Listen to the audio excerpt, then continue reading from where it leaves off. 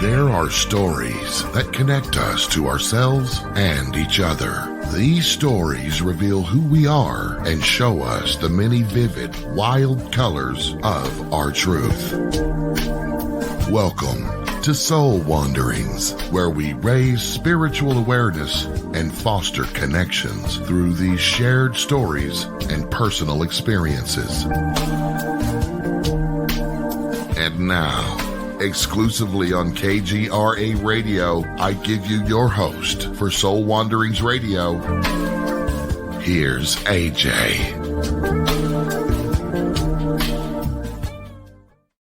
Yes, here's AJ. Here I am. Hello, friends. Hello, Wanders. Welcome, welcome. It's my favorite night of the week. I hope it's your favorite night of the week also. It is Soul Wanderings night, and we are heard here on kgradb.com. We're also live on KGRA Facebook and YouTube pages from right now for live and for the next 24 hours. So get cozy and comfy, like I always say, because wandering is something we should all sit back and relax and enjoy.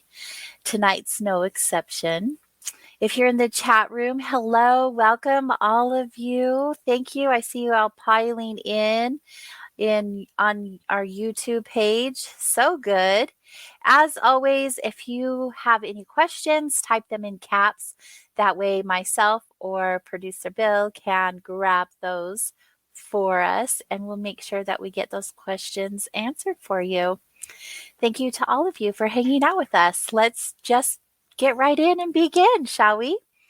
Recognized worldwide as an expert on navigating change and achieving desired results, Wendy Darling has more than 40 years of experience as a business and life transformation expert, keynote speaker, master healing practitioner, management and organizational development consultant, executive entrepreneur, and radio talk show personality.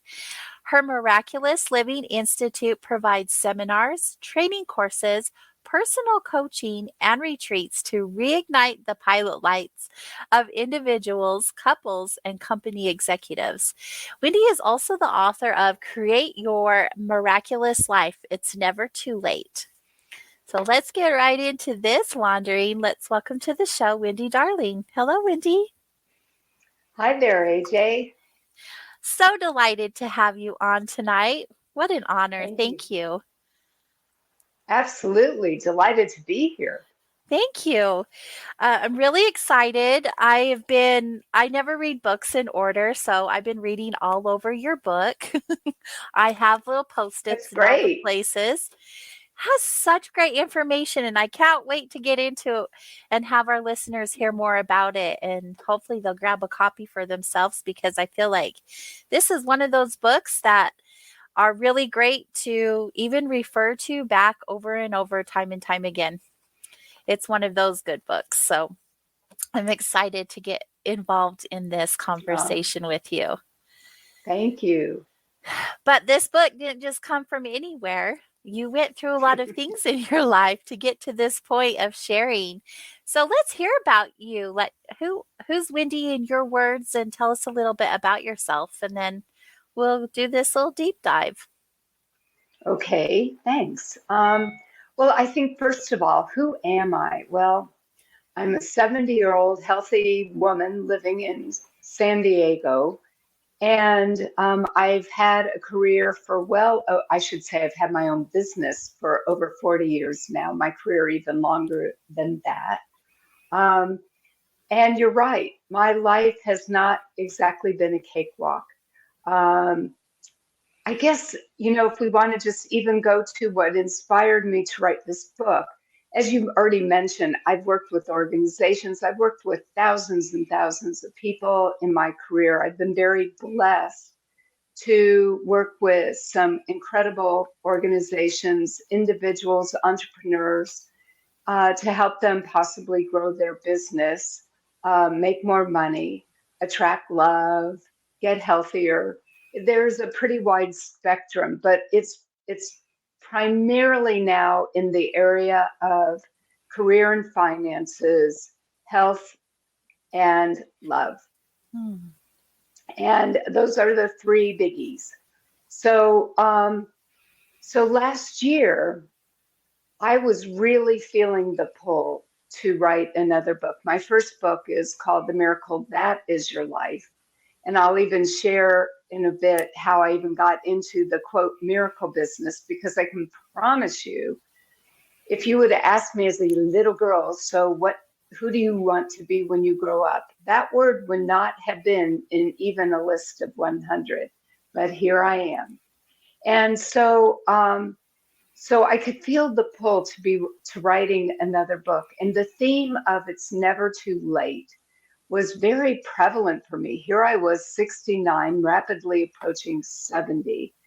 And for myself personally, I knew there was so much more I wanted to be experiencing in life and contributing. But I also knew realistically there are probably fewer steps in front of me than there are behind me. And so, if the other thing that, of course, was happening is we were in the midst of a pandemic, and my life, as well as probably yours, everyone's in some way has been impacted by this. And so I was really feeling like the timing of this was even more relevant. And it was when I was talking to my publisher, who happens to also be one of my best friends. I said, I know there's more to It's Never Too Late. That's not the title of the book. That's not going to be it.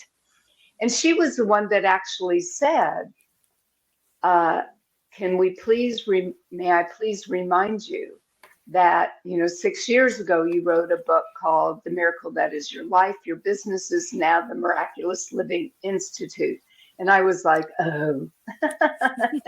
And so that's how Create Your Miraculous Life became the title of the book. And it's never too late, a very strong theme throughout. However, I seem to get myself in these situations where I really had to dig deep because my life was not feeling miraculous. As I mentioned, it wasn't so much my age. It felt weird to me. It's like, how is that possible? I'm going to be 70. And we're in the midst of a pandemic. And my son became very ill during this period of time. And I dropped everything that I could, kept the clients that I already had. I did nothing to promote or build my business. So to say, create your miraculous life, I was really in that gap. And I think even that's timely, because how many people out there are listening to me right now going, miraculous life? Doesn't that sound like a bit much? And I'm going to say, maybe it does. But the truth of the matter is, it's never too late to experience miracles and a miraculous life. And I'm happy to say, by the way, my son's doing very well. We're cautiously optimistic, because I'm a mom. I just don't know how to quite turn off the worry gene completely. And also, one of the early quotes in the book is an Albert Einstein quote. And he basically says there are two ways to look at life. Either nothing is a miracle or everything is a miracle. So good. Who you are is a miracle. When I held my son the very first time in 1985, he's 36 now. I mean, I theoretically, I knew how this happened. Biologically, I knew how this happened. But I'm looking at this beautiful newborn baby and I'm going, how did this happen? It's so miraculous to me that, I'll try to do it in a PG form, but a moment of, passion or connection, however intimate moment, turns into this new baby. which is absolutely phenomenal to me. You know, I don't know if you've ever seen your heart beating. I had an echocardiogram a couple years ago, and because my dad died when he was 56 of a heart attack. And so, being very much like my father, I wanted to make sure this little ticker was working, continuing to work well. And I've done that periodically, and it is, you know, Yay. but it was the first time I saw my heart in action. And that little Mhm. sucker, I'm not exaggerating. You can see it just working. You talk about a marathon 24/7, Mhm. 365 days a year. And I haven't done the multiplication of how many days on earth I've actually been here. I think we'll hold off on that one. Um, but it's phenomenal that this body knows what to do. And of course, my bias is we also have to care for it. So who am I? I'm My sweetheart calls me an enigma. That I'm a very unique blend of a lot of different things.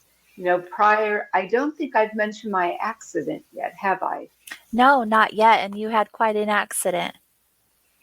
Yeah, do you want me to share that now? First, I have to say, for your age, Yes. you look phenomenal. Oh, thanks. Absolutely. Bill and I were talking before the show saying, wow, we hope we look that good when we're your age. You just look Uh, it's healthy possible. and glowing. It is. All things are possible. I believe in miracles. And I know you talk about health in your book, which I'm sure we'll get to. So I know that plays a big role in your life. But yes, let's talk about your accident because it was a pretty big deal. And it was probably one of the biggest catalysts to having you begin this journey, right? It really was. I mean, it shifted my trajectory in a very dramatic way. So, as you mentioned, I may have mentioned, um, starting from a very early place in my career, I had started out as a sixth grade teacher, had 45 kids, got into trouble with my principal because I was I, I, I liked engagement and communication. My principal wanted my room to be quiet. Well, you have 45 kids, you know, breathing is not quiet. So I used to get in trouble with him. That's another story for another time.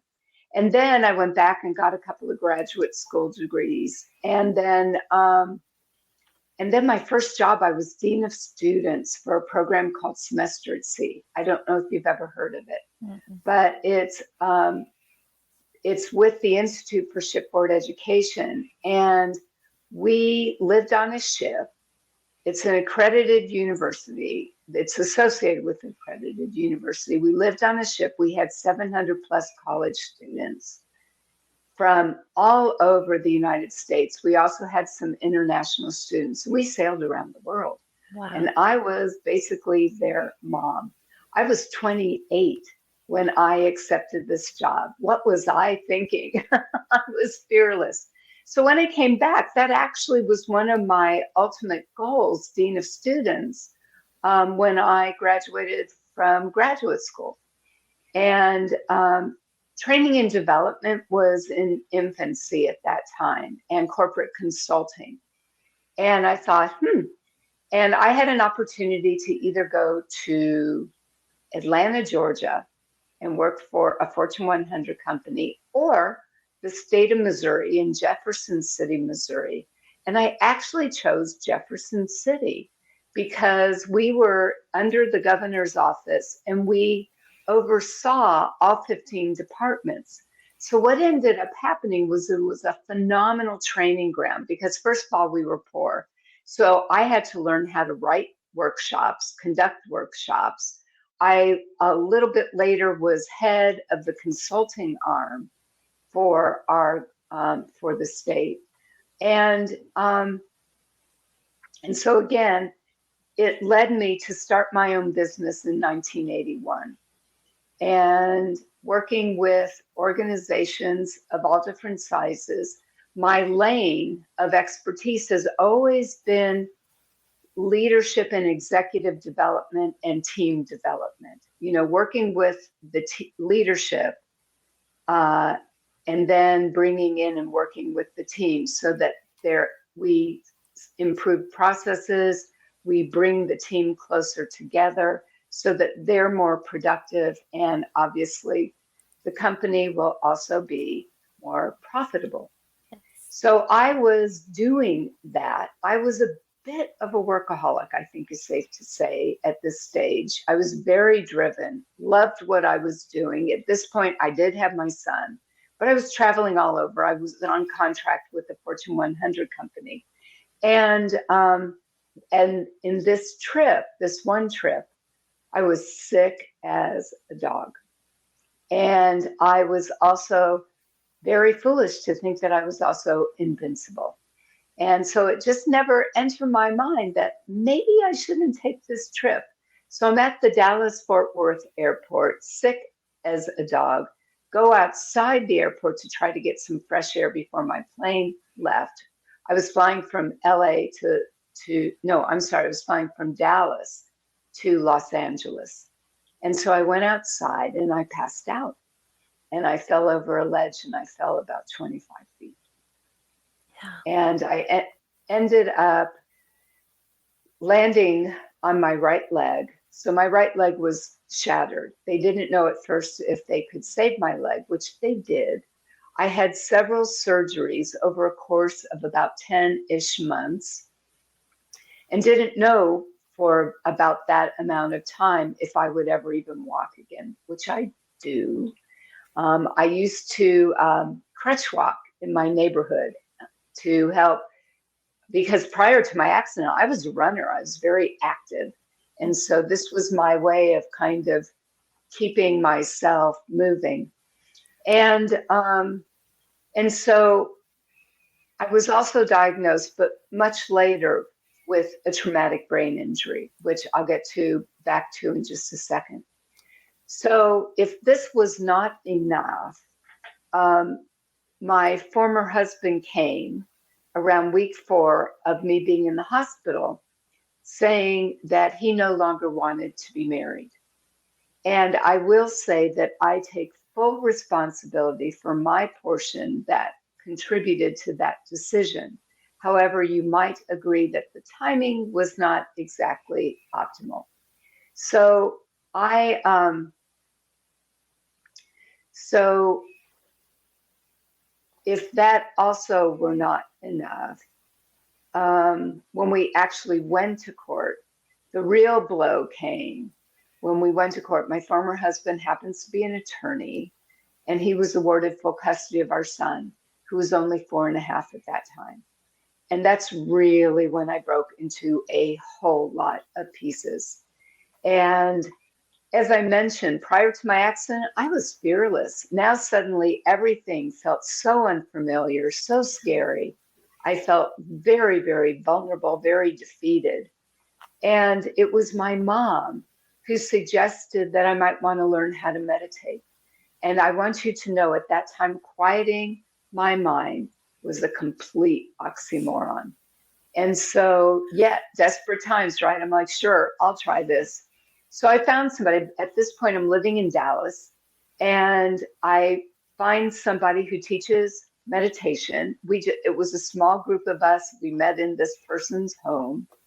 And I remember after a couple of times meeting together, I remember going to Michael, the instructor, and saying, every time I almost feel like my mind is going to relax, I get this urge to sing. And he said, well, sing. And I started to laugh. I said, you don't understand. I actually have people that request I not do that. And so he said, no, really, sing. So I went back to my little place in the house, and I got into that space, and I allowed what was this melodic type of singing to come out of me. And AJ, for the first time in a really long time, not only did my mind begin to relax, but so did my body. And so, as I mentioned, I was living in Dallas. I was in the closet with all of this, literally. I would go into my walk-in closet and I would do this meditation and singing stuff. Now, a little further down the road, I'm still back at the same house with the same people for our meditations. And I'm walking by one of the guys that was in my small group, and out of my mouth comes, "You have a block around your heart." And I'm thinking to myself, well, where did that come from? It was not anything conscious whatsoever.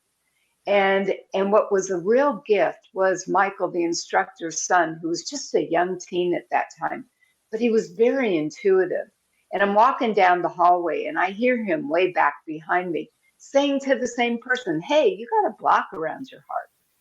Now I'm really going, what is happening to me? Because as I mentioned, prior to my accident, Mm-hmm. I was just your regular consultant, pretty traditional. Now I'm starting to see energy. I'm able to move it. And over time, AGA, it has actually, I've been able to formulate a whole system, which is now called the Miraculous Living Method, which allows me to find anything interfering, getting in your way, and we close that gap. So you're not only living the life of your dreams, but you're also making your special mark and your contribution. So beautiful. So beautiful.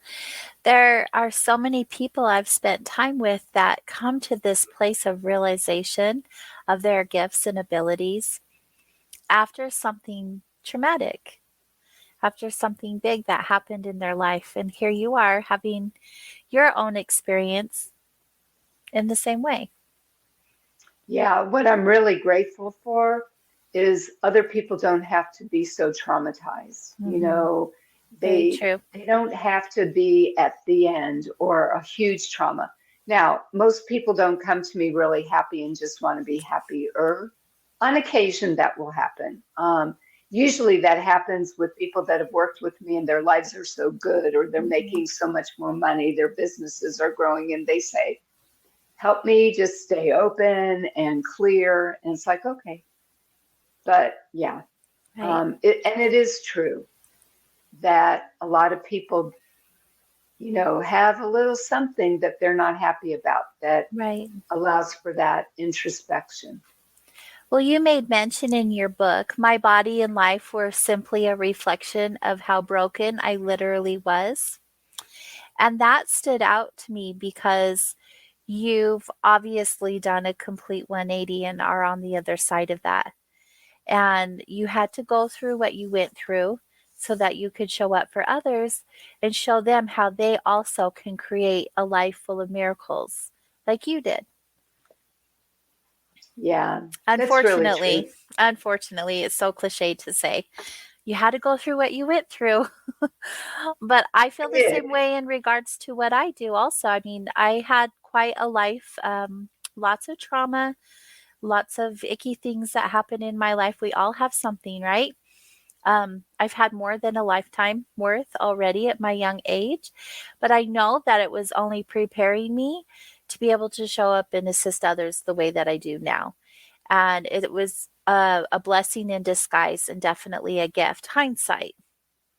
And Yeah, when I had my accident, I did not have the wherewithal to think, although I do remember really praying to God and saying, "You help me dig out of this hole. I promise I will pay it forward in some way." And I also remember saying, "By the way, if you can just help me find easier, faster ways for yes, people to get results, because nobody should have to suffer like this." And correct. the good news for me is my wish got granted. Yes, apparently so. Because here you are sharing your journey story with us. And I'm so glad that you're here doing that. For those of you who are just checking in, tonight we are visiting with Wendy Darling. She is the author of Create Your Miraculous Life. It's Never Too Late. She wrote this book that is full of so much information. I mean, I'm not even kidding. This is a book you'll want to have in your library to refer to time and time again. It's that good. We're going to learn more about it. So I want everyone to stay close because when we get back, we'll get to do just that. See you in a bit.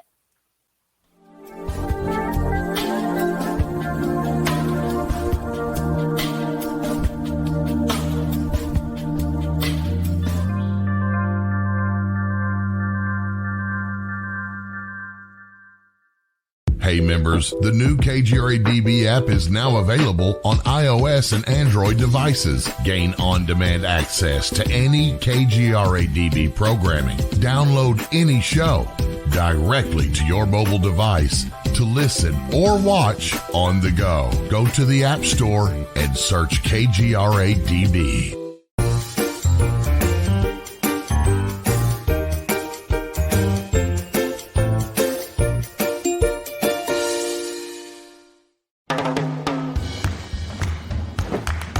I don't want to talk about it.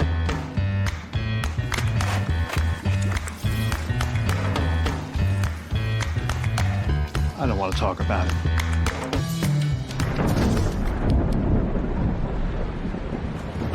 Families don't have to talk about everything, but they should talk about how to plan for an emergency. Get tips and resources to make your family's emergency plan. Welcome to the new KGRA digital broadcasting website, thekgradb.com. Here you'll find great new content, including the KGRA Classics, great shows from our archives. You'll be able to see the show times and information so you can see what show is currently on air. The on-air live button. So just go to this section and you'll be able to hear the show live with exceptional sound quality. We also have the Vault section. Make sure to subscribe to get access to great content and special features. We have the make content for our latest news and events, so make sure to sign up and you can be part of our forum. So make sure to check out the new KGRA digital broadcasting website, thekgradb.com. We look forward to seeing you there, and we hope that you enjoy the new website.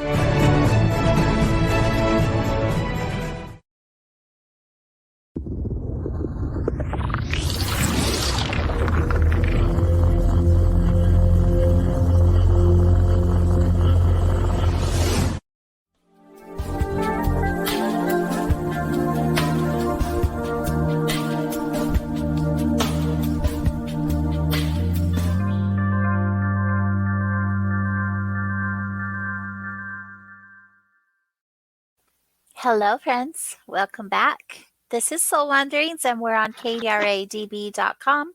Tonight, we're visiting with Wendy Darling. Love the name. I'm sure you get a lot of comments about your name.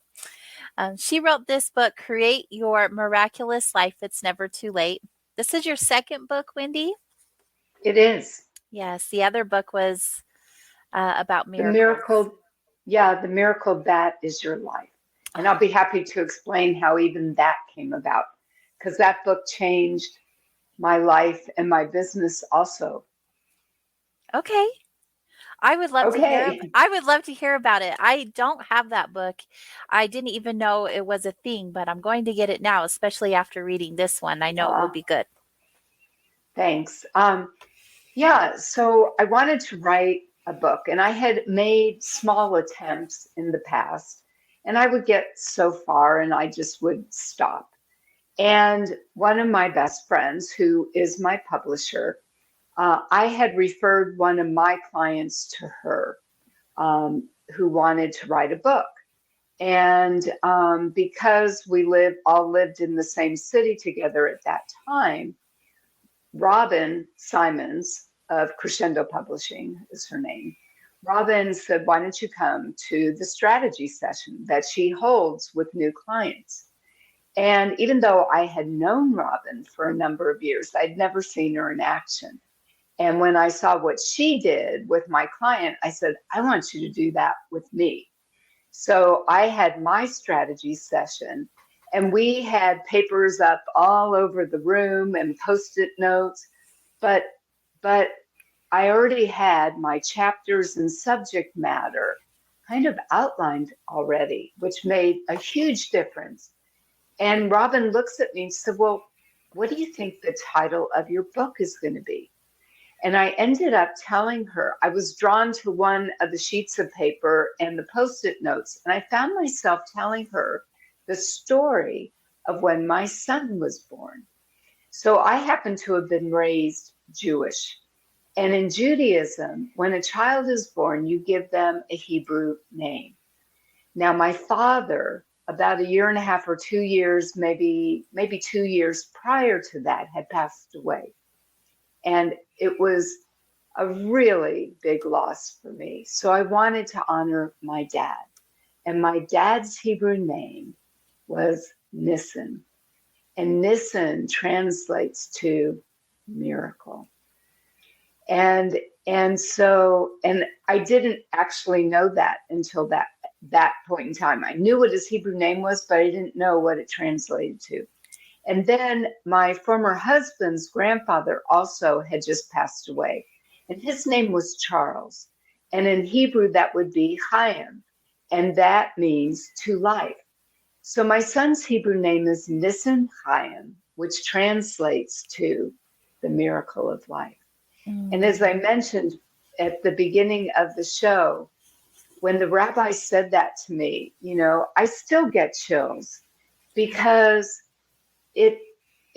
there's nothing in my brain that's more miraculous than giving life to another being, and whom I to this day absolutely adore. And by the way, things ultimately worked its way out, but we really had quite the journey.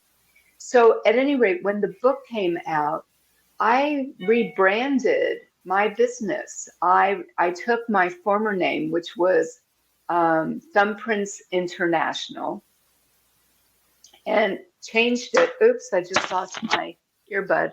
And changed it to Miraculous Living Institute. And my methodology is now called the Miraculous Living Method. So I never really thought I would be in this business, but what I love is that it actually guided me into this spot. I really believe it was part of my destiny, but had I not gone through these steps, I doubt that I would have gotten where I am today. So even though at times it's like, what? I talk about miracles, I am honored that somehow I've been guided and chosen to be one of the voices to inspire people that anything can be possible, life can feel and be miraculous. And if you have a desire in your heart, it's your truth. And it's possible to actually realize that. Yes. I love that you said that. Oh, yes. Do what you've got to do. I'm curious, your former name of the Thumbprints, is there a story behind that one?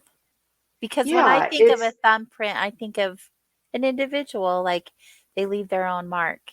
What is your reasoning behind that? Yeah, well, that's really a large part of it. I believe that each and every one of us is born unique like none other, just like our thumbprint. Yeah. And part of our job in life is to really try to experience what that difference, uniqueness might be. What are your gifts? What comes to you naturally? For me, one example was, I had a pretty rough childhood. My mom was really rough. She was rough. She was highly critical. She was physically and emotionally abusive. And it was her way or the highway. So I had very low self-esteem. I had no idea who I was. And even though I had a great dad, he traveled a lot, and he didn't really know what was going on when he was gone.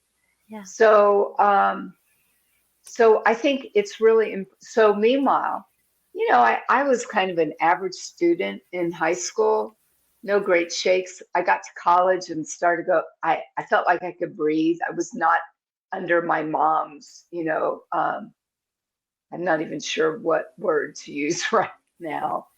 But so I had more freedom and I started to excel. And then in graduate school, I really started to excel. And one of my professors, I begged to get into his practicum. He was like the popular guy, and I wanted in. And I got in. And meanwhile, he's also known for putting his students on the hot seat. And I am literally watching him one by one, just having people just melt away. It's like, and I'm like, when's he? So I finally went to him and I said, when are you going to put me on the hot seat? And he said, well, what makes you think I'm going to put you on the hot seat? And I said, because it kind of looks like you're putting it on just about everybody else. And he said, well, let me explain something. Somebody gets on the hot seat when they're being really resistant. They're not willing to look at what is actually going on. He said, you're always open to examining what's happening with yourself, with your clients. And I'm like, okay. He said, besides, you're a really extraordinary diagnostician. I was like, I am? Nobody had ever said to me anything that I was really good at that point in my life. I wasn't a baby when I went back to graduate school. I was like, what? I don't remember anymore. But, Okay. I had, yeah. And so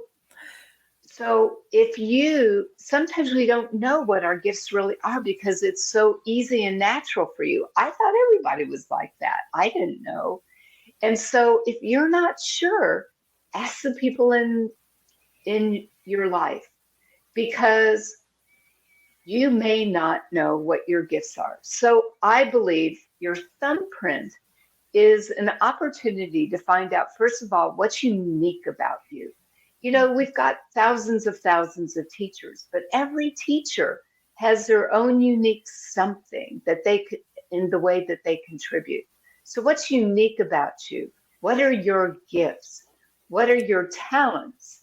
And what are the skills that you still need to develop so that in your own unique way, you make your special mark and contribution in life? Because I also believe that we are designed for our special gifts, talents, and skills to be offered in a way that we make our little major contribution, that if all of us would do this, we would have heaven on earth. I agree with that wholeheartedly. It's so good. You made a comment earlier through your story that you weren't, and I don't quote me, but the gist of it was that we don't all know what our gifts are. And to ask the people around you, what a great idea. Because sometimes we're so in our own ways, we don't see all of the amazing that we are. And other people see us like we don't see ourselves until we learn to see ourselves in that way.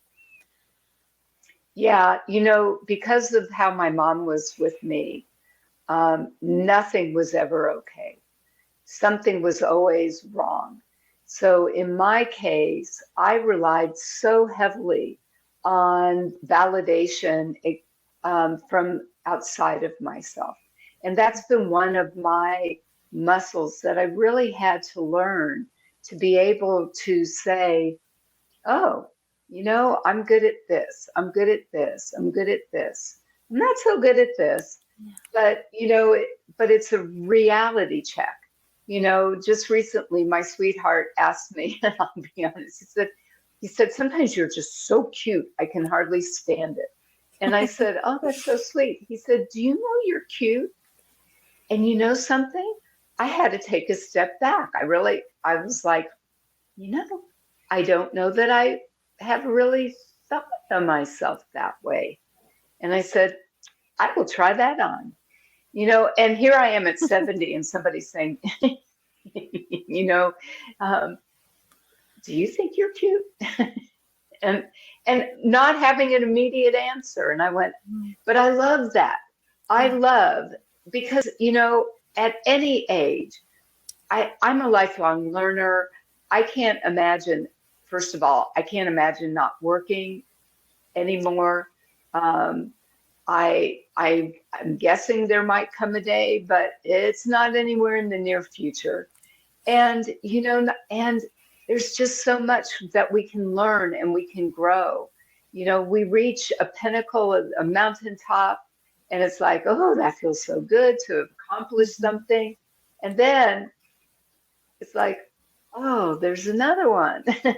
But the good news is once you kind of get those muscles going and getting the momentum, those climbs don't feel as significant as they do early on. Very true. Very true. And you are cute, by the way. Yeah, you have a very cute personality. So I'll Well, have to thank agree you. with your sweetheart. Okay, thanks. I'll tell him after we get off of this show. That's cute. He'll actually be impressed that I even mentioned this. That's good. That's Yeah, he good. actually calls me his enigma. And I'm like, okay, I can live with that. I like being unique. Yes, So it's definitely fine. a unique term. Yes. Well, you had mentioned in your book you were such a strong type A personality. Type A personalities aren't cute. So you definitely have done some healing and some growing in there A to come lot. to this place where you're more carefree and cute. Thanks. I That's like so that. wonderful. Yeah, one of my cousins used to say, it's been a while. He said, Wendy, I mean, I've gone from type A to type probably M or N or O. He says, if you were any more laid back, you'd be lying down all the time. And it's really true. Yeah. There's not much that rattles me.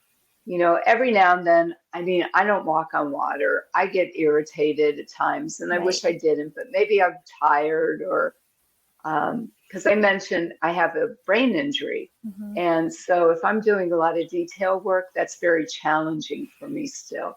And, right now I'm writing a digital product for a company and it's taking brain power. And so by the end of the day, my brain's like, oh, and so yes, it Yes. but it's what I like about that is change is possible.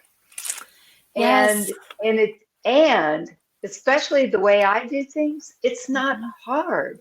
I already know life has been hard if somebody is coming and working with me.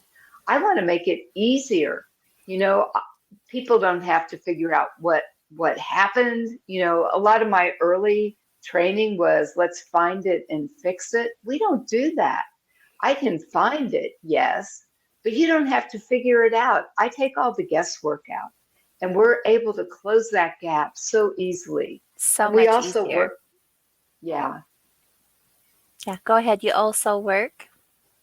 Oh, well, there's a 5-step process that I work with in the Miraculous Living Method that just makes it so easy. So first of all, the first step is what I refer to as magic wand time. And what that means is if you could wave your magic wand, what would your life look like? And I have 10 areas that we create what I refer to as your vision, how you want your life to look. But that's not enough for me. And by the way, I have transformational healing cards. I already mentioned the sound healing component, but I also have transformational healing cards. And these were downloads, a term I did not know about prior to my accident. But one of my friends, who's a wonderful practitioner and also very artistic, I said, have you ever thought about doing healing art? Because at this point, I'm doing sound healing as part of my body of work for anybody that would let me do that. I don't do that with corporate clients yet. Um, but but I was already doing sound healing as part of my process way back then. And so I love creating ideas. I'm really good at that.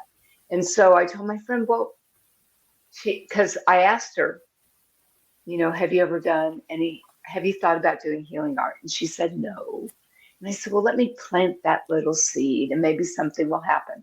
So let's say I saw her 2 or 3 weeks later and I said, hey, did anything bubble up with that idea? And she's like, no. She said, maybe you think you're seeing something in me because you're wanting something to be expressed from you. I was like, huh. So just like I told you about my singing, my artwork was not too different either. I took a class my freshman year in college that was a drawing class. We had a male model that we were to draw. And, this guy was really nice looking, but at best, he kind of looked like Neanderthal man by the time I got done with him. But I decided to pull out some paper and I got some colored magic markers and I titled it. And honestly, AJ, to this day, I have no idea what my first design was, but I just intuitively knew that I was to pick up my red marker and either I would see on the page a line and I would just draw it, or intuitively I would just feel the way my marker needed to go. And I would finish by having a design. And so I did a few of those. And I had my friend muscle test using applied kinesiology, the effectiveness. I said, check these out. How effective do you think these are? And she's like, they are off the chart. Whatever you're doing, keep doing it. So today I have about 100 of them. And I use these both in the process when people are working with me, but also in Magic Wand time, we use this to help really surface your deepest desires. Because a lot of times life has squashed them, either through heartache or trauma or life experience or just being plain busy. And so Magic Wand time is the first thing that we do. And so we create a vision, but we also create your life's mission because I think it's important to have a deeper meaning and purpose for whatever you're wanting to experience. So for example, I have always wanted to have a home that overlooked and saw the ocean. Now, when I had that first vision for myself, I was living in Dallas, Texas. So you might want to agree that I was a little distant from one of those oceans, right? Well, now I live in San Diego, California, doing a whole lot better. I'm not yet in that house. It's our next one. However, it's telling me, hey, you're getting your job done. I look at it as my reward and that I'm contributing in the way that I'm supposed to. And so the mission helps to drive us. Yes, do I want that beautiful house? But I also want it because it tells me I'm getting my job done in life. It also nourishes me so that I can be present for the people that I serve. I have that now in my current home. And so mission becomes really important. You want that relationship? Why? Is it just because you want companionship? Or I work with a lot of women who have been relatively successful, but they still don't have a relationship. And they're starting to get really fatigued and tired, and their health is starting to suffer. Their careers are they're losing some of their passion for their career. Either they're outgrowing their career and they're wanting to make a shift, or they've just lost their love for it. And so it becomes important that they have that relationship so they're deeply nourished, because otherwise it's a hole, it's a missing.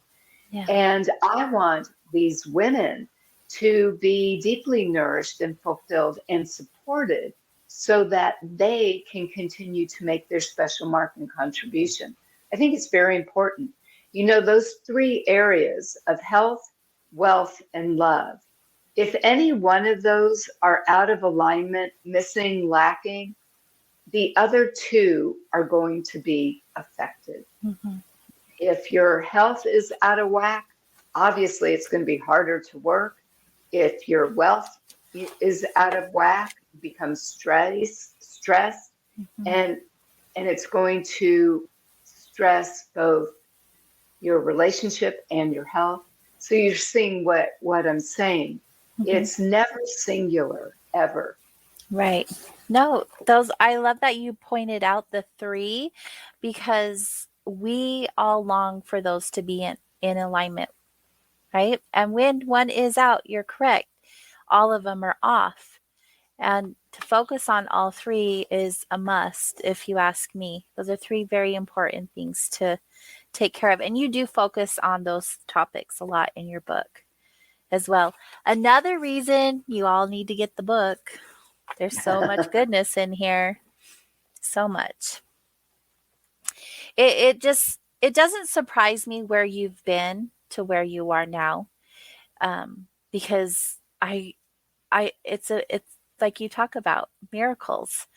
When you go through things that are really big and come out on the other side with this deep desire to help other people because of what you went through, I always looked at it like we weren't living our truth or living our purpose, and like the universe had to shake us a little bit. They had to throw something in our path to get us back on track so that we were able to show up and live our purpose. And that's what I feel like happened to you, because everything you have shared is coming right from your heart. Like this is your calling, this is your purpose, and it's obvious that you love what you do. Not that age has anything to do with it, but a lot of people your age are retired and just kind of hanging out, and you're not even close to doing that yet. You have no desire to do that yet. That's purpose. You have this passion to assist other people in bettering their lives and showing them that they don't have to go through those hard things in order to have a miraculous life, which I just think is just, you're having them skip a bunch of steps, which is awesome. That I'm is hoping so so. awesome. Yes. And you know, I don't remember how long ago it's been. It's probably been at this point a few years ago. I think because of the pandemic, I'm a little time warped with a lot of Yeah, things. I think we all are. But I remember having this sense that my guidance was saying, I need all my soldiers up and running. Mm. No more time to just contemplate our navels. And I think we really see that today. You know, it concerns me greatly what's happening, first of all, in our country. I've never witnessed so much anger and hate and frustration and divisiveness. And I have a lot of concern. I still have hope, but I also have concern. And and globally as well. So no time to waste. I want people to be living the life of their dreams while making their special mark, plain and simple. And yes, I've been blessed. Wish it would have happened a little easier than it did, but I have been blessed that now people don't have to go through what I had to go through. Yes. We close that gap much easier, faster, and gentler. I love the amazing benefits that sound has, and I adore that you're using that in your practice. And I have been doing art healing for a long, long time. That's what's gotten me through a lot of things in my life, and that's my passion. All of the pieces, like all of this is just my fun little just intuitive painting. It's just fun to just allow yourself to be free and not really put a lot of thought to it. Just tap into your heart space and and use your magic wand. I love that you Yeah. said that. I'm going to be using that. The best thing about this book, I have to say, is the part where it says it's never too late. We always think that we don't have second chances, or we're a certain age and we can't accomplish something, or we've tried love so many times and it just isn't going to work again. And that's all a bunch of baloney. It is never too late. And I just think that's great that you put on there, create your miraculous life. It's never too late. And it's not. And we'll learn more on how it's not too late when we get back from our next break, which is right now. Stay close so we can have you join us for the second hour.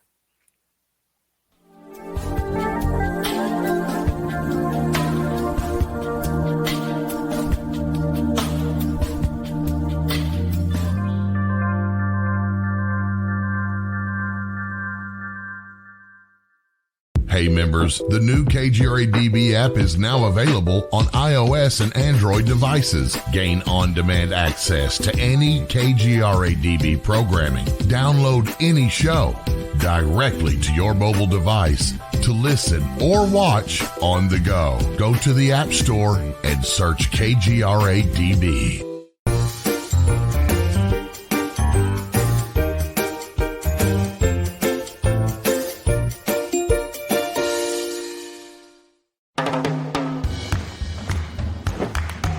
I don't want to talk about it.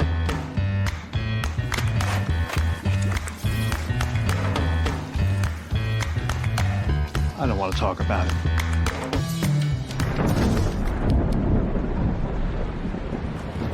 Families don't have to talk about everything, but they should talk about how to plan for an emergency. Get tips and resources to make your family's emergency plan. Welcome to the new KGRA digital broadcasting website, thekgradb.com.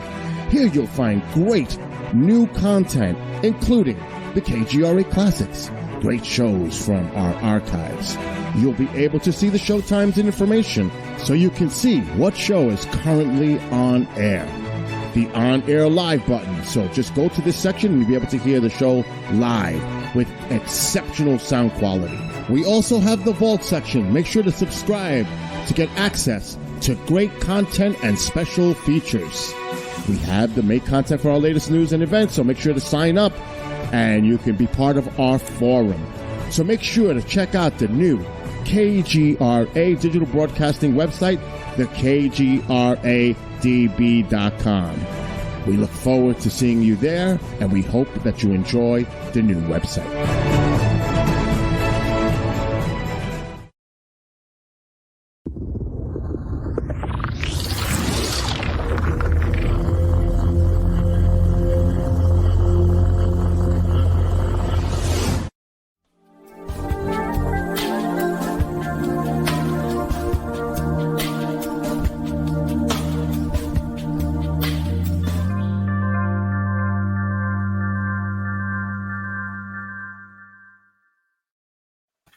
Hi, welcome back to Soul Wanderings, heard here on KGRA Digital Broadcasting, Hudson Valley, New York, and in Salt Lake City, Utah. All the places all over the world. Got a little tongue-tied there. Sometimes my smile gets in the way. Tonight we are hanging out with Wendy Darling. She is the author of Create Your Miraculous Life. It's Never Too Late. And as we went into break, I was adoring that part, that end part. It's never too late. I think it's such a powerful statement. There's no doubt about that. Tonight, if you're listening live with us on Facebook or YouTube on the KGRA pages, thank you. The show will be here live now and for the next 24 hours for the replays. Thank you. I appreciate all of the support. If you want to listen to the show after that, you'll have to head over to the members area on kgradb.com. It's there where you'll be able to rewatch the show and all of the other shows that I have for the last 5 years this month. So crazy. If you guys want to grab yourself an annual membership, you can do that and receive 30% off by using the promo code SOUL21. So SOUL21. If you want to try it out for just a month, you can also use the monthly membership promo, which would be Wander, WANDER. That way you can give it a try and see if you like it. My show's not the only one on there. There are a lot of shows on there, past shows, like years back, current shows, and you can replay them over and over. There's also exclusive content, so different interviews at conferences, video interviews, special presentations, series, all kinds of good stuff. You won't want to miss out on it because it's a ton of knowledge for you and your brain. Good stuff. Welcome back to Soul Wanderings, Wendy, darling. I adore your name. I think it's just perfect for your cute self. Oh, thanks. Oh, listen to you. Well, it fits. Thanks. Okay. Right away, I want to get into, we have a question from the chat room from one of our favorite listeners, Charles. He wants to know, how can we help people escape the constant barrage of division and help them concentrate on their own path? And I'm sure that's Wow. stemming from what you were sharing just before the break. Yeah, it's really an excellent question, Charles. I don't know, first of all, how we can help specifically, directly, people escape the constant barrage of division. I do think one of the things that I do that I can recommend that nobody will even know, but has been proven to make a difference, is you can sit in your home. I do this. You literally imagine love, the energy of love coming in through you and filling you up. And then what you do is you start sending it out. I send it into my home, into my neighborhood, into my city, my state, my country. I imagine it just engulfing the globe.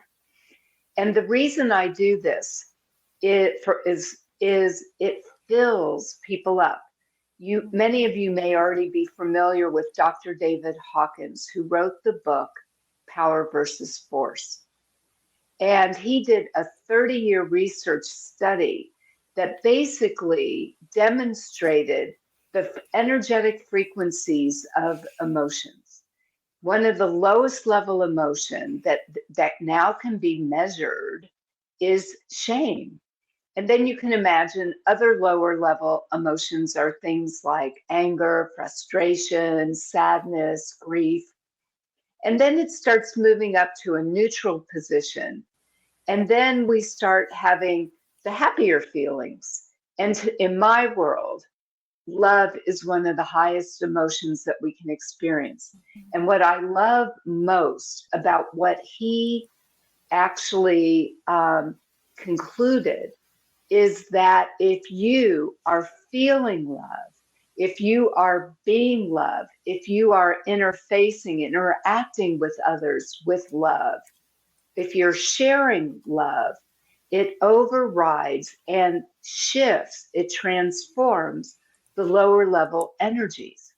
So, for example, I sometimes speak at schools and I talk to kids about bullying. And I tell them those kids that they're calling bullies are really just people whose hearts have been stomped on. No different, by the way, than these people that are projectile vomiting such anger and frustration and violence and all of that. And I teach them, all it really is their love wells are empty.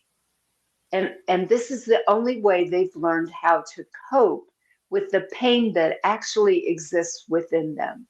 So I tell these kids, you can sit silently and send somebody love. I've done this at restaurants with waiters or wait staff, that are feeling really stressed. I literally, if I'm at an event, I'll just pour out love. And so that's one simple way that actually, if everybody just did this on a regular basis, um, James Twyman, I don't know if you're familiar with him. I know James personally. He goes into war zones and he does prayers and things along this line. So it may be strange for some of you, but energetically, we can make a shift. And then what I try to do, because I have friends that believe differently than me. I have friends that are more conservative than I am. I have friends that have chosen not to be vaccinated. I like to talk to them and to really hear how come you feel this way? How come you voted this way? What do you see that, quite honestly, I'm not able to see? And maybe what is it that I see that you don't? So I come from a neutral place. I really work hard not to judge.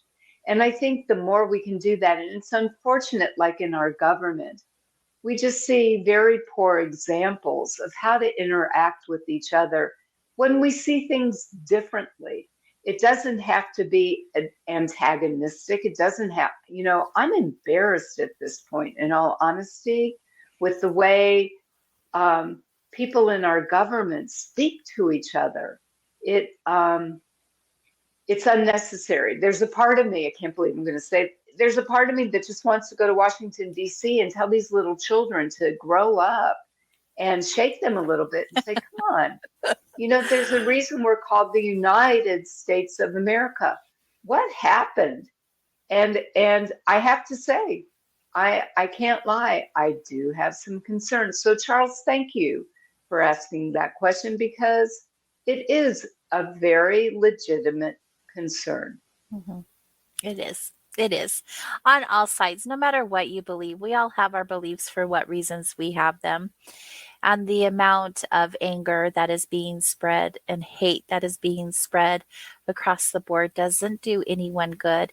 And I really liked your answer when you were replying to Charles about love and spreading around like wildfire, because love is a vibration. And it only takes a small percentage of us to be spreading that vibration around in order for the rest of the people to feel it and have an effect by it, which would change that separation, change that hate and anger. And I think love always is the answer. I say it all of the time. It's always the answer, always.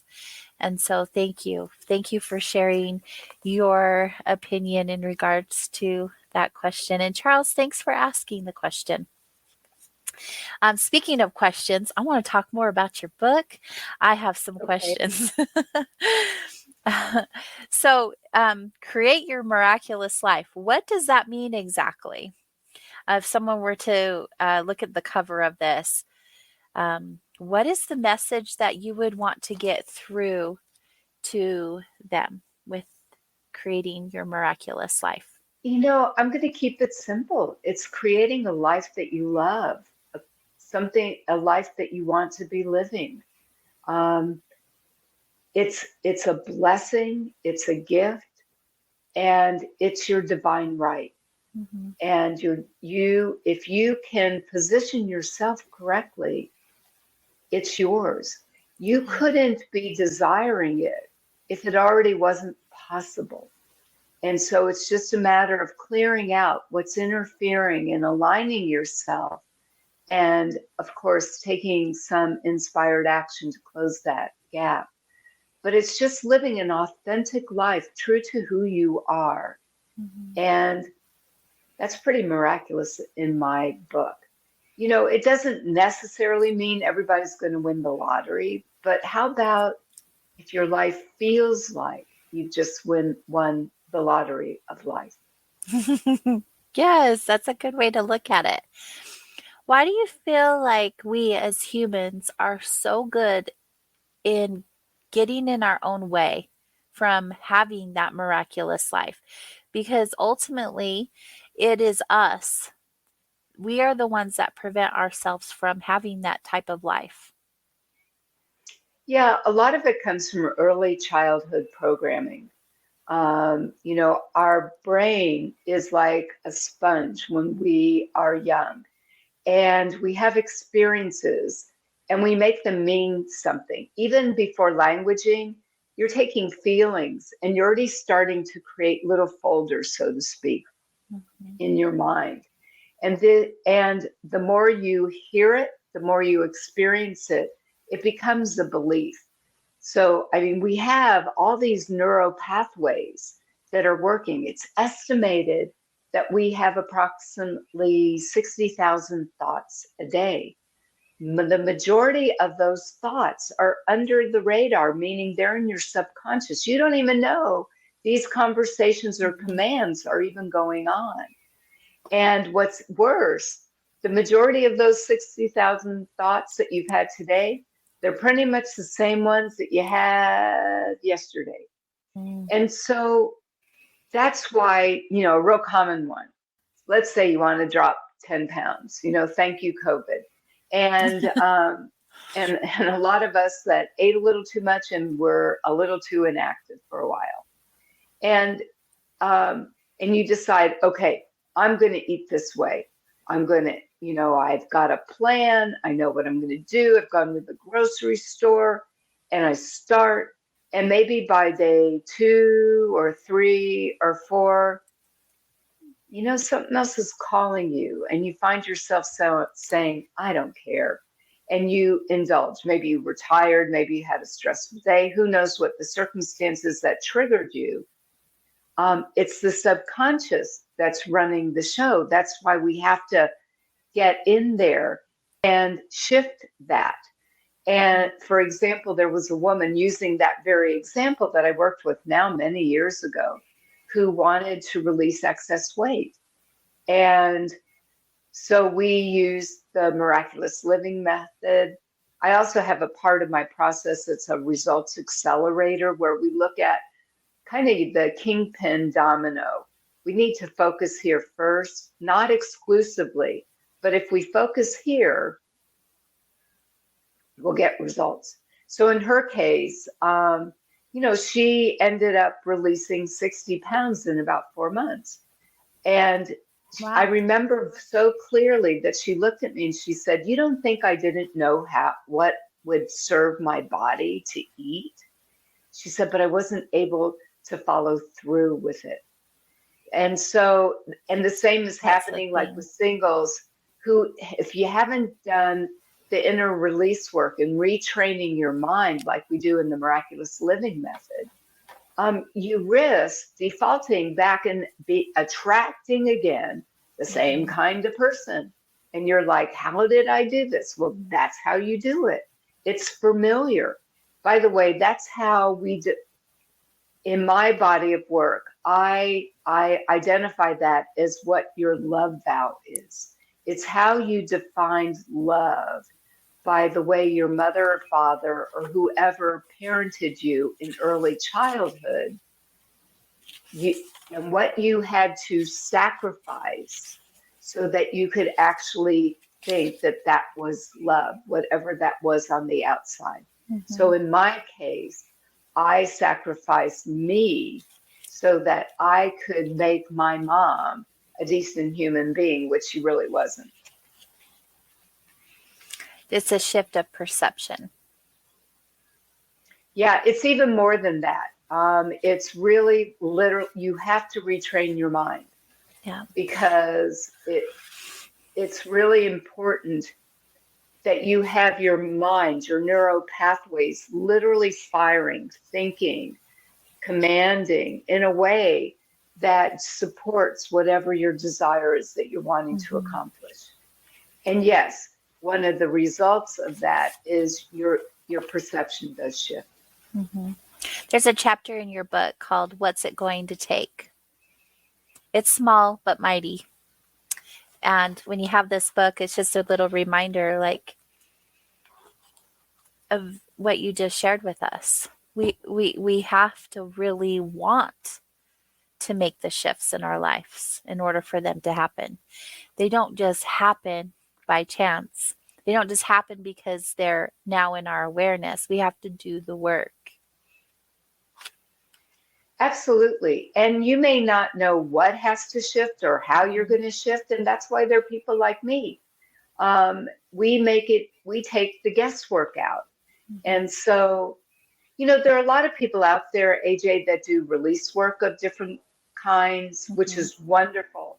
But where I'm different, where I'm unique, is I also help to retrain the mind. And that becomes really important.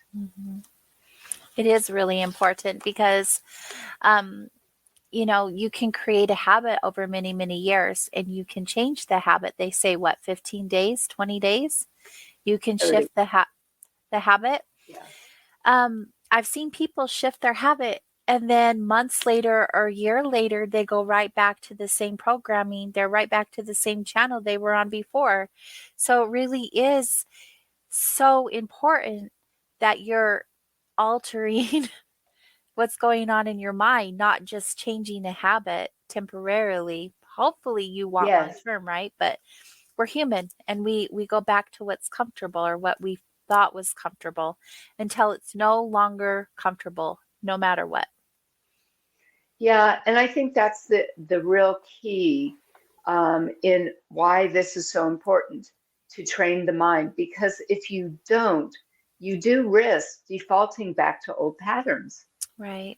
It's just that simple. Mm-hmm. So it's really it's a critical piece. And it's something that you have to continue to work with. It's not just like you can do one or two times. And the reason I say that is we continue to evolve. So maybe you've reached a certain point, but I believe we have to have tune-ups. And that really keeps us in alignment with our life. That's a good way to put it. Tune-ups. Yes. It's so important to keep checking in with yourself and remembering why you began this journey to start with, right? Right.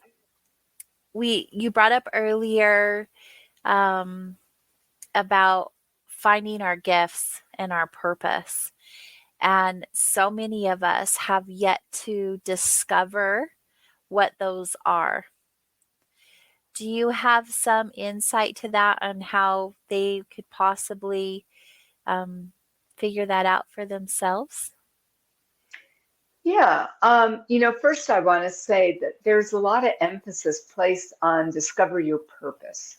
I work with youth. I'm on the board of an organization called CASE, Community Alliance for Youth Success. And we empower youth to find their purpose and their place in life. We work with high school students. And one of the things I always want to emphasize is, first of all, it's fine if you don't quite know what your purpose is. I helped a bunch of students now, maybe 3 years ago, create TEDx kind of talks.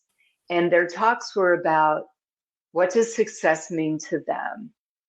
What is a challenge that they have possibly had to face and overcome? And how is this now affecting how they're seeing their purpose in life? And one of the kids, and I saved his for last because my purpose is exploring what my purpose is. And he was so cute. He said, for example, I've discovered I love tomatoes. And you need to know these are being done on stage in an auditorium. This wasn't just like you and I having a little chit chat. It was so endearing. And that's the message, first of all. You may need to just explore. And either it's something you're really passionate about, something that really lights you up. But I'm going to tell you, more times than not, it's something that has really hit you hard. Something that has hurt you deeply, or something that has been a real challenge, or even something that's going on in our world that bothers you a lot. And you want to be a solution to that problem. So it can show up in a variety of ways, but you'll feel the niggle, you'll feel the Mm-hmm. pull. One of the kids from the talks that I was just sharing, he wants to be a police officer. And the reason he wants to be a police officer was I don't remember anymore if it was his father or his stepfather was very abusive toward his mother and them. And the only time he really felt peace was when the police came to their home. Now they have since moved out of that situation, but because of the trauma, because of the resolution, because of the gift police officers created for him in his life, that revealed his purpose. It just happens that way, doesn't it? It just kind I of think sneaks so. in there. I feel like most of us, if not all of us, really know what our purpose is, but we haven't allowed ourselves permission to live it. Do you agree with Hmm. that? Yeah, I don't know. Possibly. Just like me, I don't even think I had the language of purpose when I was young. That was not in conversations of any kind or in education or whatever. So I was doing what I thought I should do, meaning it was expected of me to do well in school. It was expected of me to go to college. It was expected of me to True. find a career and excel in it. And I was doing that. And after my accident, when I had a whole lot of time to contemplate my navel, because I was like, what happened? How did I get here? And how was I going to dig out of that hole? I really had to look at, was consulting something I really felt led to do? Was it something that I really felt I contributed? I was good at it. Um, I still do it, not as frequently as I used to, but my real purpose is helping other people discover and fulfill theirs. Yes. It shows. It definitely shows. For those of Uh, you who are not joining us on video, I want to make sure you're able to follow Wendy Darling, and you can do that by going to wendydarling.com. On there, you'll be able to learn more about her, the miraculous living method, different services she offers, or if you yourself are wanting to have her come and speak in a place for you, she does a lot of speaking engagements. That is so great, spreading that love all around. Again, I that's hope to be doing more and wendydarling.com. more. Well, I'm just impressed by your energy. I really am. It's contagious. I think what you're doing is just fantastic. Thanks, AJ. You talked about your book. In your book, you talked about divine destiny. Do you want to Mhm. share a little bit with our audience about that? Sure. I believe that we were created and basically we're kind of hardwired internally through, how can I explain this? I think we're coded within us a course and direction that we get the opportunity to fulfill in our life. And that's what it is. It's our destiny. It doesn't mean there's only one path. Not at all true. There's lots of ways, and more times than not, most of us do this. It's not a straight line. Maybe somebody's blessed with that. I don't hang out with those people, and so it's living a life in a way that you're making a special mark and contribution. It's very gratifying and it's very fulfilling. It's not necessarily doing things the way I do them or what AJ does, but in your own way. My son started out in videography and film, and now does a lot of technological kinds of stuff that, thank God for people like him, because I'm not designed that way. But he's making his contribution. he has ideas of things that he wants to start creating and building. And who knows how technology is going to evolve from even where we are today. So there's all different ways. And I think the indicator is, how satisfied do you feel? How fulfilled are you? It doesn't mean that you're going to be a gazillionaire. Maybe it does. But I meet people that have modest means for living, and they're just so friggin' happy. You know, they adore their family. Family's very important to them. Their friends are very important to them. And so your destiny doesn't mean that you're going to make a widget or offer a service such as myself or be a professional speaker. It may be that you make your contribution in your family or with your friends. Who doesn't love when, you know, a lot of times people are not really open to receiving their gifts, to receiving all the good that's available to them in the world. And in fact, that's one of the things I do right at the very beginning is I help people open themselves up to receive. Every single person, AJ, I've ever worked with is constricted in some way. Yeah. And it limits them to the extent of they can receive guidance. It limits them in their opportunities. It limits them in their finances. It even limits them in their health because their energetic system is not flowing correctly. It's true. I don't know one single person, even, everyone knows I probably bring this up every time I have a show, but I have a spiritual healing center, and we help people through different types of coaching and different energy healing modalities and things like that. And even the people who are helping the others always have something to work on. So those who get discouraged thinking, they're not ever going to be able to change, or they'll change this, but this is still there. That is always going to be a thing, right? We're always going to be working on ourselves. Something's always going to come up for us and block us, whether it's an old childhood something or other. I even believe past lives fall into it on some level too, energetically. There's lots of contributing factors that limit us, but it's having the tools and the awareness to make those shifts happen each and every time. And that's something that you can offer to people.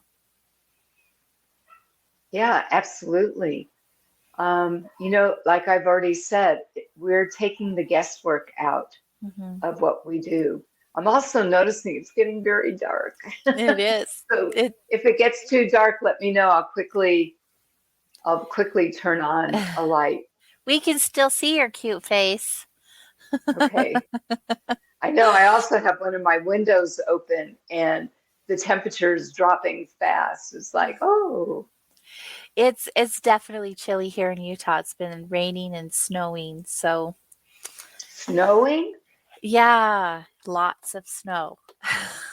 Wow. Utah. Have you ever been to Utah before, Wendy? Oh, yeah. Okay. I have. Yeah. It's beautiful. You're so close. I mean, you really could just come visit pretty easily. I could. You have so many great chapters in your book. And I just lost the list of chapters.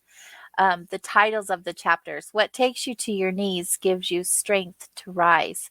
So this I actually wrote on a Post-it and stuck it on my closet door. So I remembered that even though sometimes life is challenging, you can always find the strength to rise. I thought that was such a great title. Thank you. How was the process for you writing this book to share with everyone? What did that process look like for you? Did you evolve yourself through writing it, or is this all the stuff that you've been carrying around in your mind and on your heart that you just spilled out onto paper? A little bit of both. As I mentioned, I was really going through a very challenging time because of my son's illness. Mm-hmm. And And I think this book, but I really felt guided to write it. And I think in some ways it turned out to be therapy of sorts.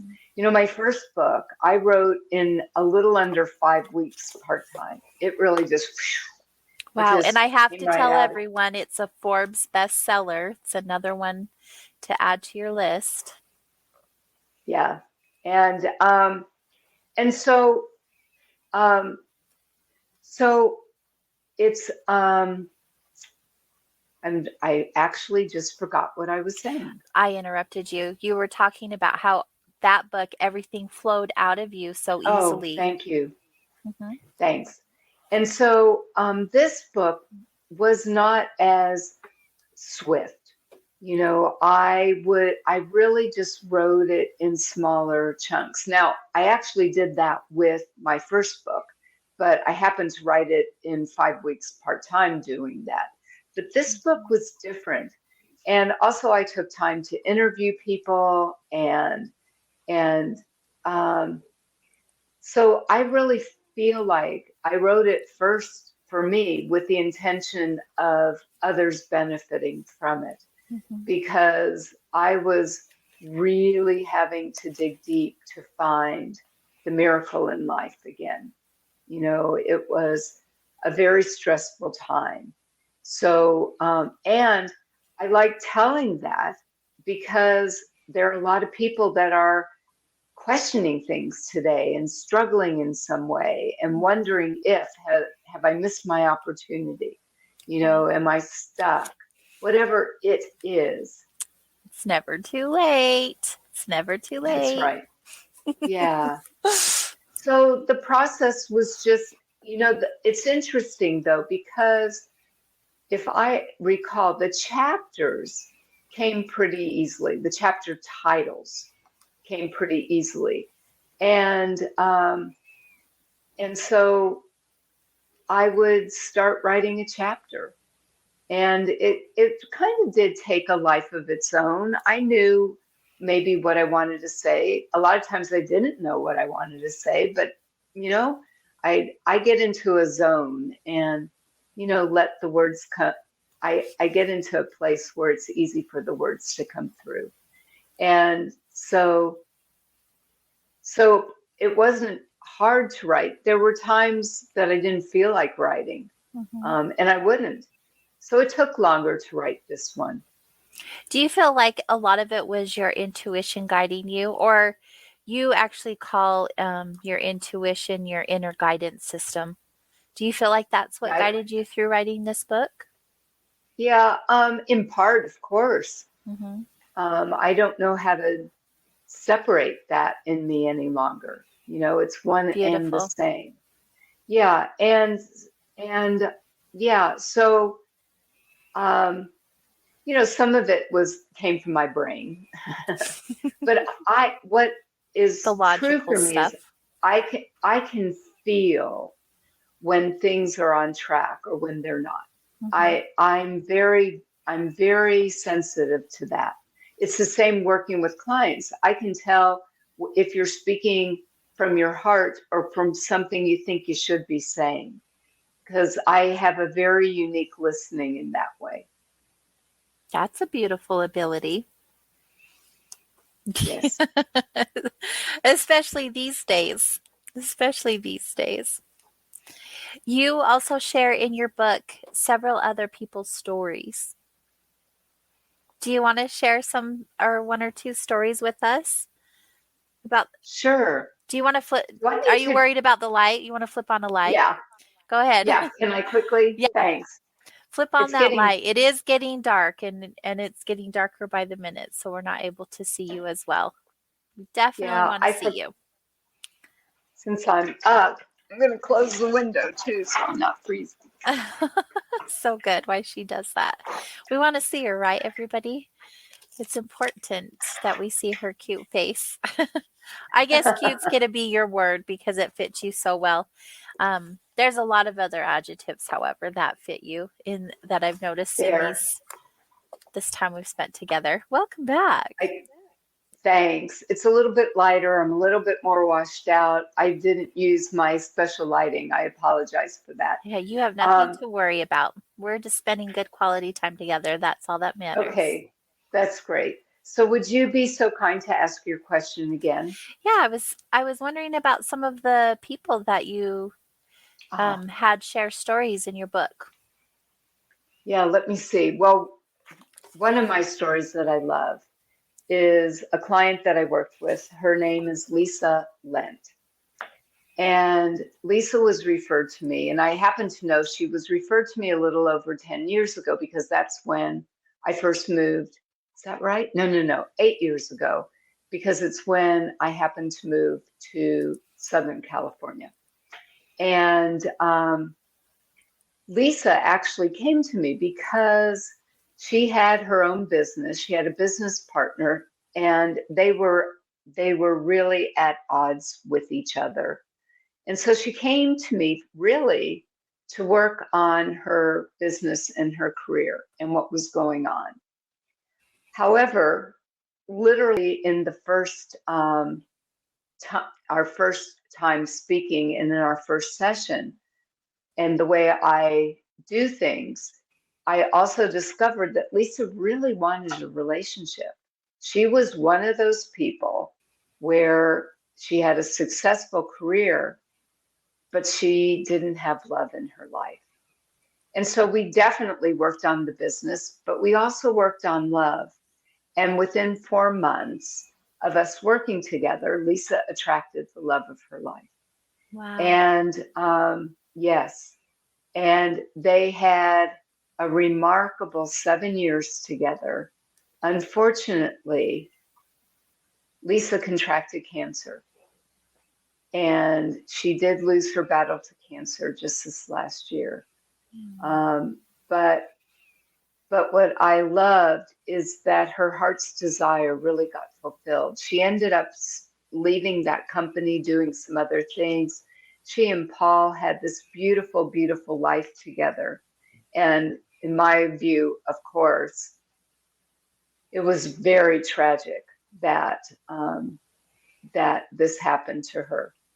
Now, Definitely. to give you another story that's a little bit happier, but I love sharing that because I adored her. She had such a thirst for learning. She had such a thirst for life. She went from being an airline flight attendant to starting her own business, and she was in the wellness industry. Because she saw what was happening to herself and other flight attendants, being on these long flights in cabins.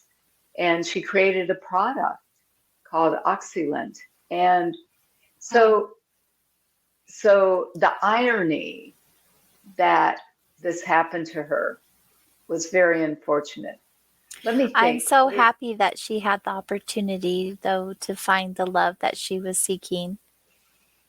Yeah, you and me both.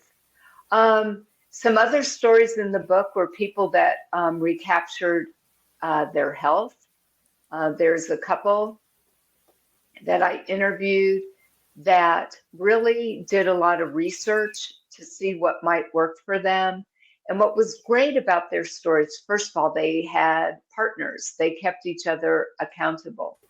And they found a system that worked for them, both with exercise as well as their nutrition. And there are I think there are 3 examples like that in the book. And they each have a little different story.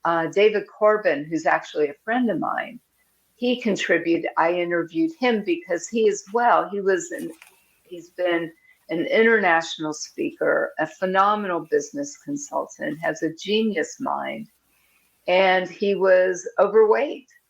And he at that point was single, but dating this one woman who was very tuned in spiritually. And she suggested that he learn how to meditate. And it was through meditation that he got more connected to his body and was realizing what wasn't working. So his journey to health actually was more of a spiritual journey. Myself, my own journey has been a highly spiritual journey and reconnecting to my own body, to learning how to love my body, regardless of what I think it should look like, but what it does look like. And to love, I have a program called The Miracle of Loving Yourself Lean, because I believe it's developing a very intimate relationship with our bodies so that we can really start to hear what our bodies are trying to tell us. There are times I may feel I want to have pizza, but in my case, and I do every now and then, when I turn 70, I'll be honest, I had pizza on my birthday. Some people want to go to a real shishi restaurant, not me. I wanted to have foods that I typically don't eat, but I actually love.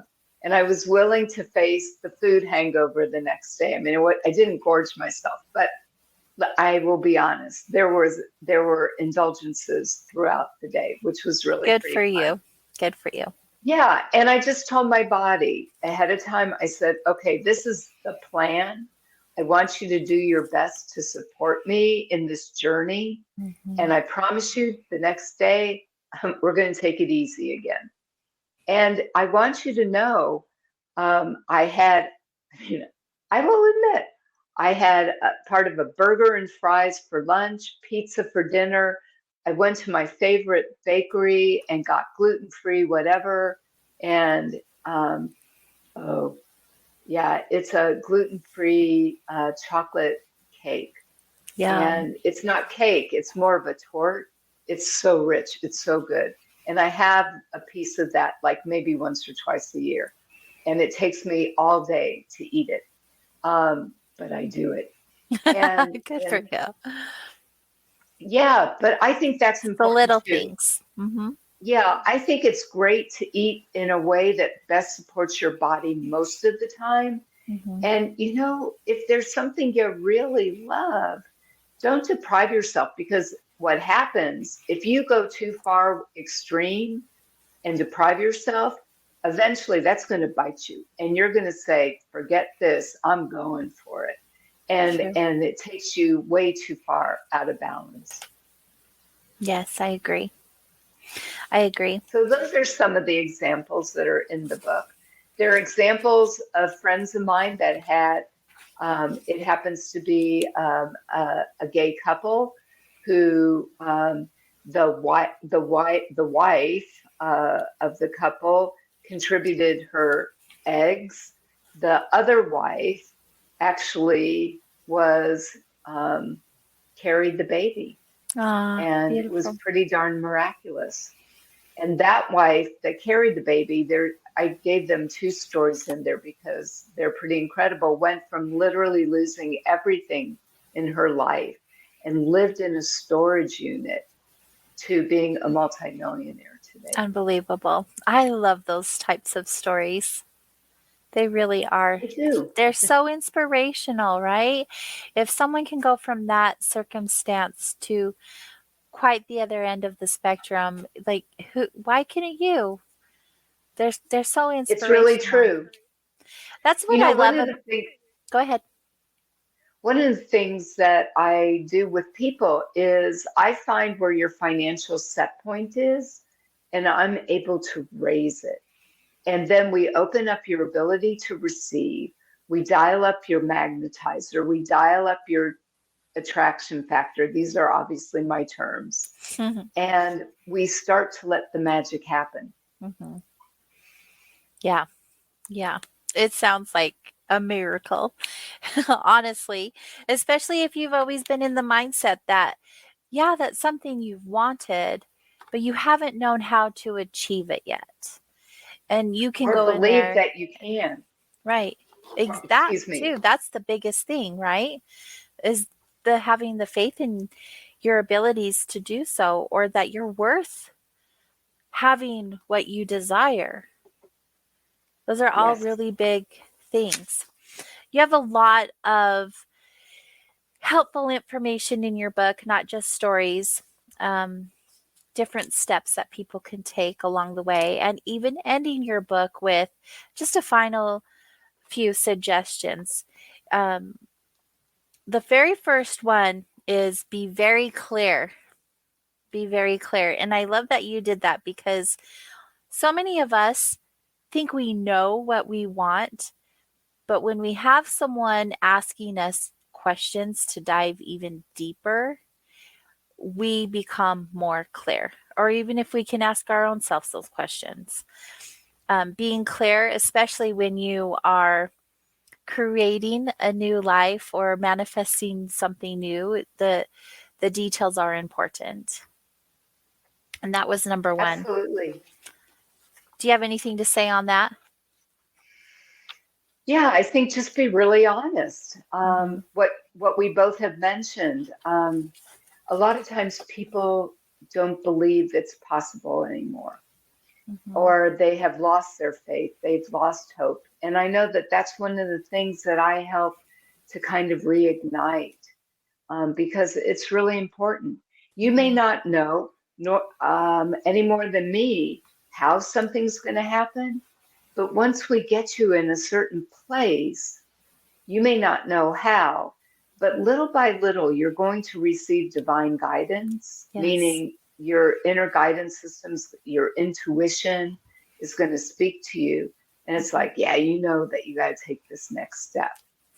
Every morning, I have a morning practice. I meditate. I do my own process every morning. I set my intention. Today, it was a real simple intention, action. And I didn't get to everything that I had hoped to, but I got to almost everything. Yeah. And I actually in one area I made more progress than I thought I would. So it's just important to be clear what it is that you want, and yeah, set that intention. And part of what I do with my clients that I offer all of you is it's important to have certain affirmations.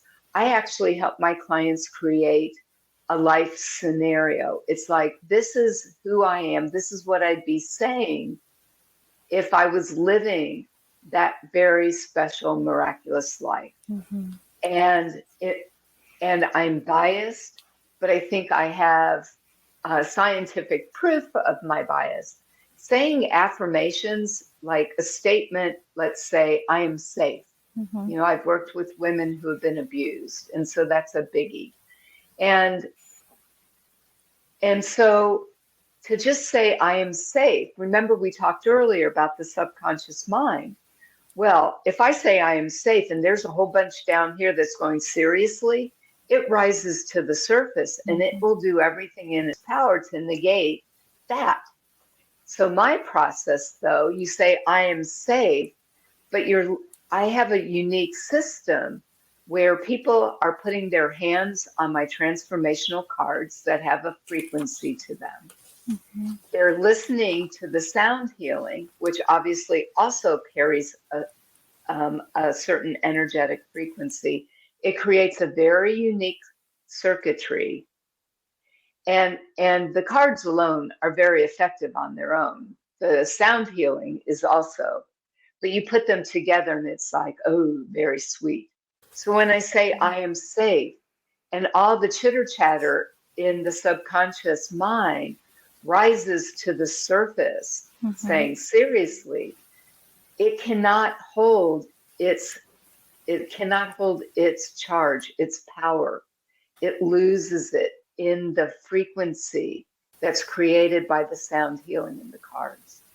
So Mhm. what happens is you continue to wash away, shall we call it, the negative influencers, the mischief makers that have previously been interfering. You're strengthening your neural pathways. You may even be creating new ones in your scenario. You're in alignment with your desire. Now you're able to know, yeah, my next step is whatever it is. And we can start closing that gap from where you are to where you want to be. Ah, that just sounds so magical. Girl, it's really as simple as that. There's another tip in here that you shared. Um, keep a miracle journal. I've never heard of that before. And I chalk it up to a gratitude journal because it sounds very similar to me. Is it? Or is there a specific way that you would suggest a miracle journal? Yeah, I do them all in one because every morning I definitely identify what I'm grateful for. Hmm. And the reason I suggest a miracle journal is to really kind of look around what's been miraculous.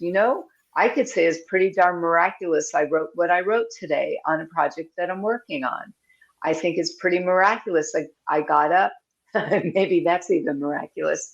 And I made sure I was accountable and went to the gym because that's very important to me. It's miraculous that I ate a certain way. It's miraculous that it's past my dinner time and I'm hungry and I'm here and I'm present and I'm doing great. And so, I the reason I suggest it is start paying attention to the little things, the little miracles in your life. It could be that what you're grateful for is miraculous. Sometimes I see them as very similar. How you feel blessed in life, that's miraculous. Because the more you pay attention to them, I also believe we receive more and they get kind of bigger and better. Yes. Yes, you attract more when you're living in that state of being. You you when you're doing how do I like it? You attract more goodness when you're doing good things. It Yeah, really we is can a call it, master generator for sure. yeah, it's living in the miraculous zone, the miracle zone. So good. Wow. I'm so happy that you joined us. I've learned so much and your book truly is a gift. Thank you for sharing it with all of us. For those who are listening, would you mind sharing how they can get in touch with you and how they can find this book and your other book? Sure, both of my books are available on Amazon, both in Kindle and paperback. Um, the book that AJ has just shown you is called Create Your Miraculous Life. It's never too late. You obviously, my name is Wendy Darling. There it is. I Thank you, I Bill. have to say, I love that cover. It's beautiful. It makes me happy every time I see it. Looks like And then watercolors. the other book is called The Miracle That Is Your Life. Both can be found on Amazon. To reach me, for those that are seeing on the screen, wendydarling.com is my website. If you are curious how what I do might serve you, there is a place that you can have what I call a heart-to-heart discovery call where you let me know what you're doing. I will share how I think I may be able to help you or not. There is that possibility as well, because I only work with people that we really click, that we resonate, because that's a very important part. And then there are other things that you can find on my website if you're curious that will allow you to get my emails. Right now, um, I'm interviewing people on their miraculous moments. Beautiful. And it's so much fun. It's so inspiring hearing people talk about miraculous moments that relate to their health or meeting people or love or health or it's really been beautiful. And it's even been miraculous how people show up for me to interview them. So it's really quite lovely. But yeah, So if good. you're curious about what I can do, just reach out to me. Also, you can reach out to me at wendydarling.com.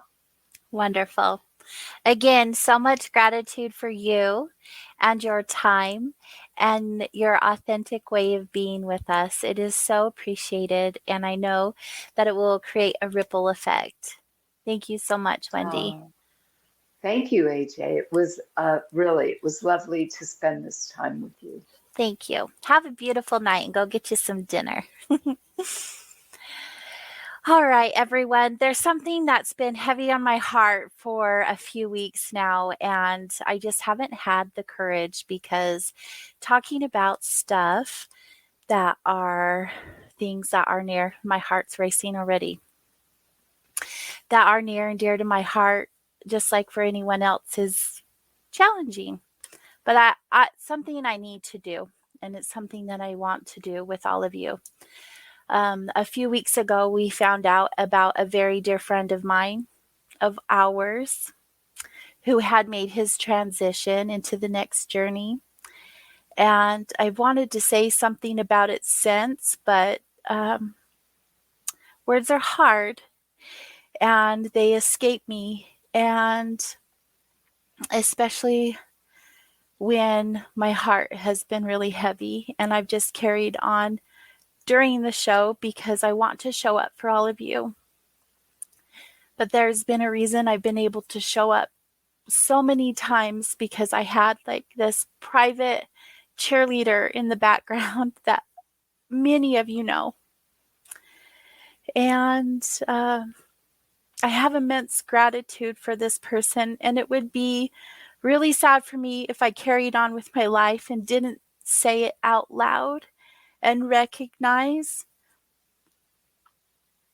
the life of a man who is very much my friend. He wasn't just my friend, he was all of our friends. He was a friend to a lot of us here at KGRA, and not just the listeners, but also the team for many years. I have over 500 emails from him over the past 4 years, a handful of greeting cards, books, memories of deep conversations, and an everlasting soul connection. And needless to say, this one particular listener became my close friend, and I'll never forget him, nor the impact he had on me and my life and my ability to show up for all of you. So I just want to take a moment for all of you to recognize what a great and fantastic person Libertas was. So raise your glass or your joint, because I know alcohol wasn't his thing, but every once in a great while, he would have liked that too. And think about our friend. I hope that he's receiving all of the answers he was looking for. He had a very curious mind and wanted to know so much. And I hope he's having the best time being pain-free and being free from this human experience altogether. And I just want to say, I love you, Lib. And I'm going to miss you so much. And to the rest of you, I just want to say really quickly, I know we're out of time. Cherish each other. And know that I am in so much gratitude to all of you for being here. And it's not just here in the chat room. I talk to a lot of you outside of Soul Wandering. And I am so thankful for that. And I'm thankful to all of you. And with that, I've got to say goodbye because we're out of time.